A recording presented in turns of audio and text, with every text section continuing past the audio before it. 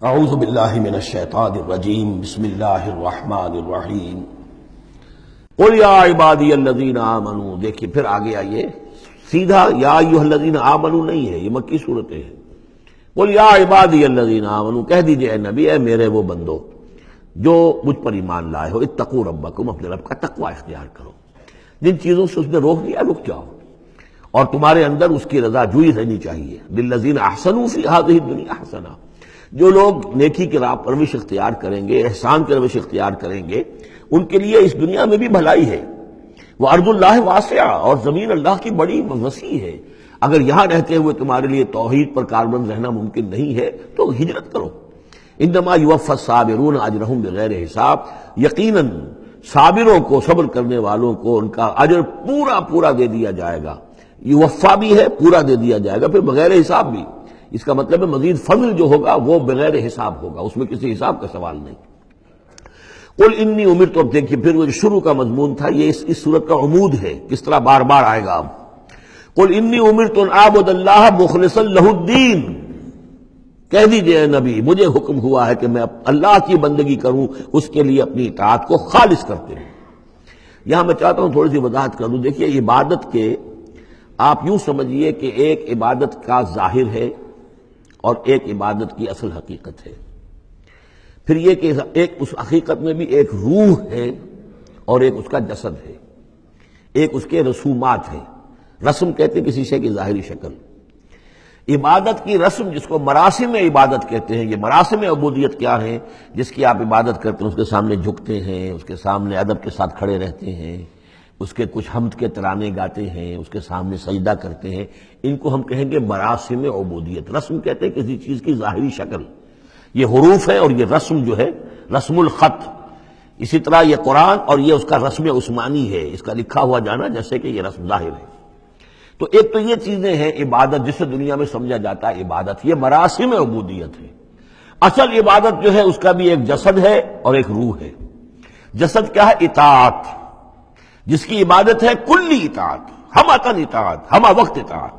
غلامی، عبد کے معنی ہے غلام. چنانچہ یہ دو دفعہ ہم پڑھ چکے ہیں کہ فرعون نے کہا تھا بنی اسرائیل کے بارے میں قومہما لنا عابدون، یہ جو ہارون اور موسیٰ کی قوم ہے وہ تو ہماری غلام قوم ہے. اور ظاہر بات ہے وہ پرستش نہیں کرتے تھے، وہ قبطیوں کو پوجتے نہیں تھے، وہ ان کی نماز نہیں پڑھتے تھے، وہ ان کو سجدہ نہیں کرتے تھے معاذ اللہ. لیکن غلامی جو ہے اصل شے، اطاعت یہ تو اصل جسم ہے. اصل عبادت کا جو ہے جسم، جسد جو ہے وہ ہے اطاعت. لیکن جو چیز اس اطاعت کو غلامی سے آگے بڑھ کر عبادت بنا دیتی ہے وہ اس کی روح ہے، روح محبت. جس ہستی کی اطاعت محبت کے ساتھ کی جائے گی وہ عبادت ہو جائے گی. ایک جبرن اطاعت کی جا رہی ہے. اب جیسے کہ انگریز کی ہم اطاعت کرنے پر مجبور تھے، ہم اطاعت کر رہے تھے، عبادت نہیں کر رہے تھے لیکن اطاعت کر رہے تھے. لیکن کسی کی محبت کے جذبے سے سرشار ہو کر اطاعت کی جائے گی تو وہ عبادت بن جائے گی. تو اللہ کی عبادت کے لیے جو بھی ڈیفینیشن اس کی امام ابن تیمیہ اور حافظ ابن قیم استاد اور شاگرد دونوں کی ہے وہ یہ ہے کہ اس کے دو اجزاء ہیں. العبادت تجمع اصلین، غایت الحب مع غایت الذل والخضوع، کہ دو چیزوں کو جمع کرنے سے اللہ کی عبادت جو ہے وجود میں آتی ہے. حد درجے کی محبت اللہ کے ساتھ اور حد درجے میں اللہ کے سامنے اپنے آپ کو بچھا دینا، مطیع اور منقاد ہو جانا. اچھا یہ تو ہے اصل عبادت. لیکن اس کے لیے جو رسم ہے وہ کیا ہے؟ کبھی کبھی کھڑے ہو کر کبھی سلیوٹ کر لینا ہے، کبھی ہاتھ جوڑ دینا ہے. اب ہندوؤں کے ہاں ہاتھ جوڑنا ہے، یہ ان کے ہاں کی رسم ہے. قنوت ہے، ہمارے ہاں قنوت ہے، ادب کے ساتھ کھڑے ہونا ہے. کہیں جو جھک جانا ہے، رکوع کرنا ہے، کہیں سجدہ کرنا ہے. حمد کے ترانے جو ہے پڑھ رہے ہیں، تسبیح کر رہے ہیں، یہ اس کی مراسم عبودیت ہے. عبادت اصل کیا ہے؟ اطاعت کلی، اللہ کی محبت سے سرشار ہو کر.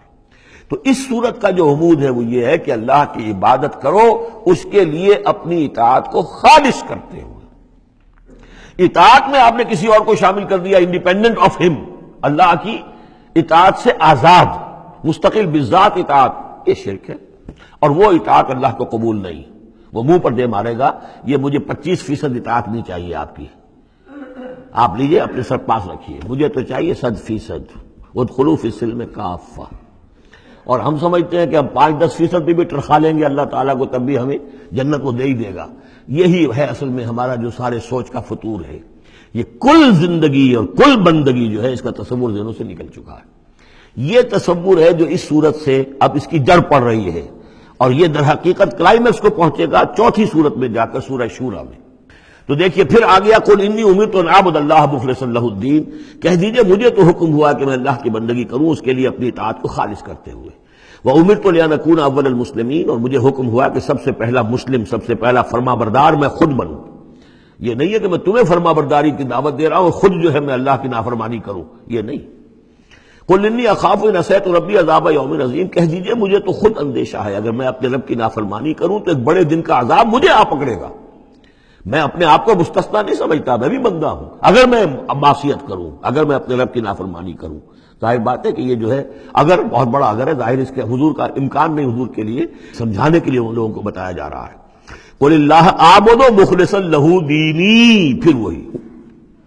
حالانکہ دیکھیے ایک بات ہے کہ ایک ہی اسلوب کو بار بار تکرار سے لانا عام ہماری دنیا میں جو ہماری نگارش کے اور جو بھی یعنی تصنیف و تعریف کے اصول ہیں اس کو عیب سمجھا جاتا ہے کہ یہ تو تصنیف و تعریف کا عیب ہے، ایک ہی اسلوب کو آپ تکرار میں لا رہے ہیں.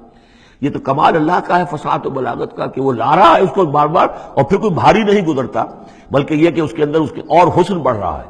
لیکن یہ کہ اس تکرار سے جو ایمفیسس ہے اس کو سمجھیے کہ یہ اسلوب بار بار کیوں آ رہا ہے. پہلی آیت یہ تھی تنزیل الکتاب من اللہ العزیز الحکیم انا انزلنا الیک الکتاب بالحق فاعبد اللہ مخلصا لہ الدین الا للہ الدین الخالص. اور اس کے بعد اب آپ نے یہاں دیکھا آیت نمبر 11 قل انی امرت ان اعبد اللہ مخلصا لہ الدین، اور پھر آیت نمبر 14 قل اللہ اعبد مخلصا لہ الدین، کہہ دیجئے میں تو اللہ ہی کی بندگی کرتا ہوں اس کے لیے اپنی اطاعت کو خالص کرتے ہوئے. صدق اللہ العظیم.